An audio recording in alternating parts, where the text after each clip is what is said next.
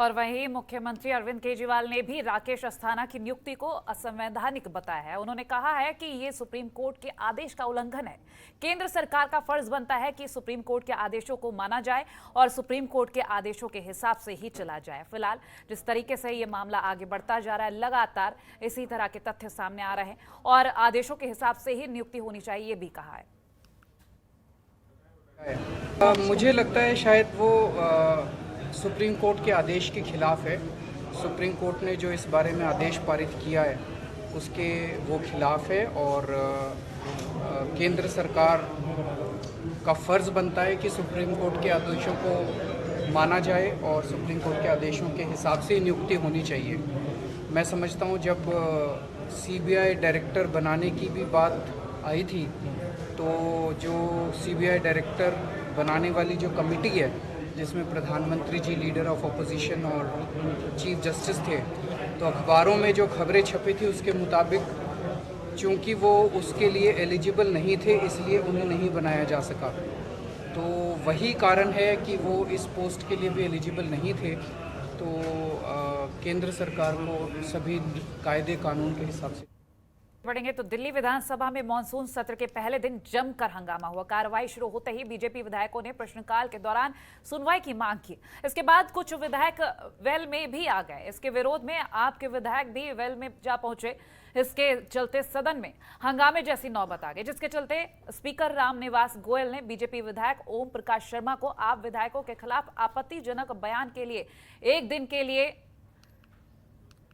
निलंबित कर दिया है। वहीं विधायक विजेंद्र गुप्ता और अनिल वाजपेयी को उनके आदेशों को न मानने और सदन को चलने नहीं देने के लिए मार्शल से कहकर बाहर निकलवा दिया। इतना ही नहीं, स्पीकर ने कहा कि केंद्र सरकार की तरफ से विधानसभा की कमेटियों का अधिकार छीना गया, यह दुर्भाग्यपूर्ण है। उन्होंने कहा कि अब वो बीजेपी विधायकों को सिर्फ 20 मिनट का समय ही देंगे।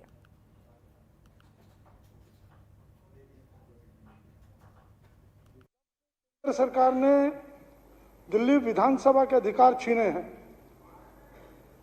उसके बाद आज सेशन हो रहा है। मैं तब से इतना प्रताड़ित हूं, रातों को नींद नहीं आती। जिस दिन ये ऑर्डर आया,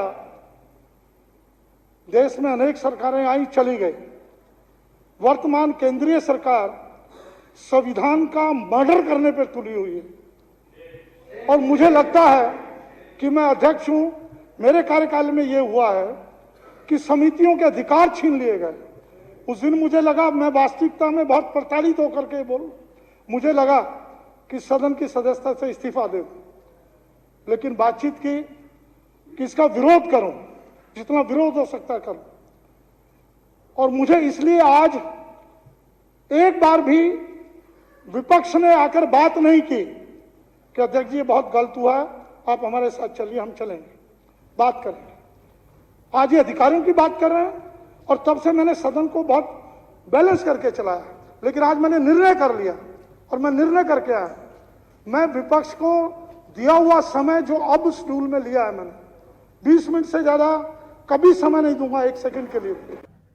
और वहीं न्यू अशोकनगर इलाके से एक सनसनीखेज मामला सामने आया, जहां दिल्ली पुलिस में कार्यरत एक पुलिसकर्मी पर गंभीर आरोप लगे हैं। इस मामले से जुड़ा एक वीडियो भी सामने आया है, जिसमें दिल्ली पुलिस का एक कांस्टेबल अपने साथियों के साथ मिलकर एक युवक की बेरहमी से पिटाई कर रहा है। इस वीडियो में 4 से 5 लोग हैं, जिनमें से एक शख्स एक लड़के की जमकर पिटाई करता हुआ नजर आ रहा है। वीडियो में बाकी लोग लड़के को घेर कर खड़े हैं। हैरान करने वाली बात यह है कि लड़के को इस तरह गिरा कर पीटने वाला शख्स दिल्ली पुलिस का कांस्टेबल है। वीडियो में कांस्टेबल मोनू सिरोही पहले तो लड़के को बुरी तरह से पीटता है और फिर घायल अवस्था में उसे अपने साथियों की मदद से कार में डालता नजर आ रहा है। जानकारी के मुताबिक 4 जून को मृतक युवक घर से बाहर निकला था, लेकिन वो घर वापस नहीं लौटा। परिजनों ने थाने में गुमशुदगी की रिपोर्ट दर्ज करवाई, लेकिन पुलिस ने कार्रवाई नहीं की। जब मामला अधिकारियों के संज्ञान में आया तो पूरे पुलिस महकमे में खलबली मच गई, जिसके बाद एसएचओ ने आरोपी कांस्टेबल को निलंबित कर दिया। फिलहाल पुलिस कांस्टेबल को गिरफ्तार कर लिया गया है और आरोपी से पूछताछ की जा रही है।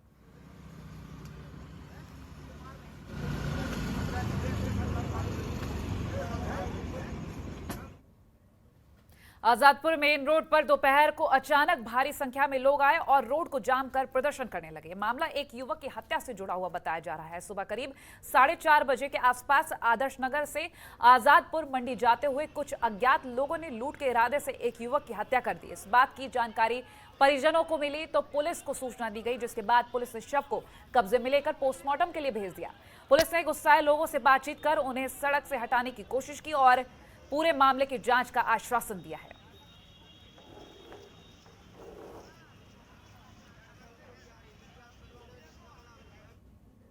और पूर्वी दिल्ली के शाहदरा इलाके में आए दिन चोरी और स्नैचिंग के मामले बढ़ते जा रहे हैं। विश्वास नगर पांडव रोड के बाजार में बदमाशों ने पिस्टल के दम पर एक दुकानदार से स्कूटी छीन ली और फिर फायरिंग करते हुए फरार हो गए। इस पर पीड़ित दुकानदार ने कहा कि वो अपनी दुकान बंद करके लौट रहा था। उसी दौरान रास्ते में बदमाशों ने उससे पिस्टल दिखाकर उसकी स्कूटी लूट ली। सूचना पर पुलिस ने सीसीटीवी फुटेज खंगालकर मामले की जांच शुरू कर दी है।